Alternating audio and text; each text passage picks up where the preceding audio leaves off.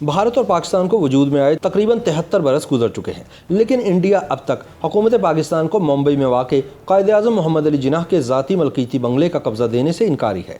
याद रहे कि भारत ने एनिमी एक्ट के ज़रिए कायद के मलकीती बंगले पर कब्ज़ा कर लिया था। ये बंगला मुंबई में वज़ीर आला हाउस के ऐन सामने वाक़ है, जिसे भारत सरकार ने एनिमी एक्ट का सहारा लेकर दुश्मन की प्रॉपर्टी करार दे दिया था। ताहम इस बंगले को आज दिन तक हुकूमत पाकिस्तान के हवाले नहीं किया गया और न ही कायद-ए-आज़म मोहम्मद अली जिन्नाह के वारसों का इस पर हक तस्लीम किया जा रहा है। अगस्त सन 1947 में तकसीम हिंद के बाद मोहम्मद अली जिन्नाह पाकिस्तान आ गए और इस नौज़ायदा मुमलिकत के पहले गवर्नर जनरल बने, मगर इनकी एक ख़ास चीज़ हिंदुस्तान में ही रह गई और वो थी मुंबई में वाक़ जिन्नाह का शानदार बंगला।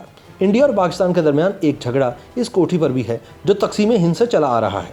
पाकिस्तान जिन्नाह की इस कोठी पर अपना हक जताता है और पाकिस्तान के आम शहरी की नज़र में जिन्नाह की ये कोठी इनकी एक तारीखी यादगार है।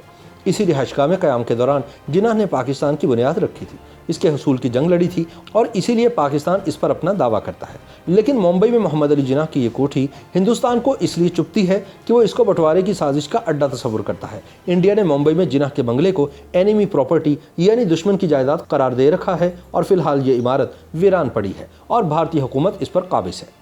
वाज़ेह रहे कि इंडिया के एनिमी प्रॉपर्टी एक्ट के तहत तकसीम हिंद के वक्त जो लोग पाकिस्तान मुंतकिल हो गए थे, उनके वारिस उनकी जायदाद का हक नहीं रखते और वह भारतीय हुकूमत की मलकियत मानी जाएगी। कहा जाता है कि जिन्नाह को मुंबई शहर से बहुत मोहब्बत थी। इंग्लैंड से लौटकर वो यहीं बस गए थे। अपनी रिहाइश के लिए उन्होंने ये शानदार इमारत तामीर करवाई थी। जिन्नाह ने यह बंगला उस दौर के यूरोपीय बंगलों की तर्ज पर बनवाया था। इस बंगले का नाम साउथ कोर्ट था, जो जनूबी मुंबई के मालाबार हिल्स के इलाके में वाक़ है। समंदर के रुख पर बनी इस इमारत को बनाने में जिन्नाह ने सन 1930 की दिहाई में तकरीबन 2 लाख रुपए खर्च किए थे। इसका डिज़ाइन मशहूर आर्किटेक्ट क्लॉड बैटले ने तैयार किया था, जिसमें महंगा तरीन अतालवी संगमरमर इस्तेमाल हुआ था। लकड़ी का काम भी इंतहाई उम्दा किस्म का था। इस बंगले को जिन्नाह ने अपने ख्वाब की ताबीर के तौर पर बनवाया था और यहाँ वो तकसीम हिंद तक फातिमा जिन्नाह के हमरा क़याम पज़ीर रहे। इस बंगले की तामीर के लिए ख़ास तौर पर इटली से कारीगर बुलवाए गए थे। उस ज़माने में जिन्नाह शहर के मशहूर बैरिस्टर थे। जिस जतन और तंदही से इन्होंने ये बंगला बनवाया था, उससे वाज़ेह था कि इनका इरादा मुंबई में ही रहने का है। मगर बाद अज़ां मुसलमानों के लिए अलहदा मुल्क पाकिस्तान हासिल करने के बाद वो अपने बनाए वतन में चले आए।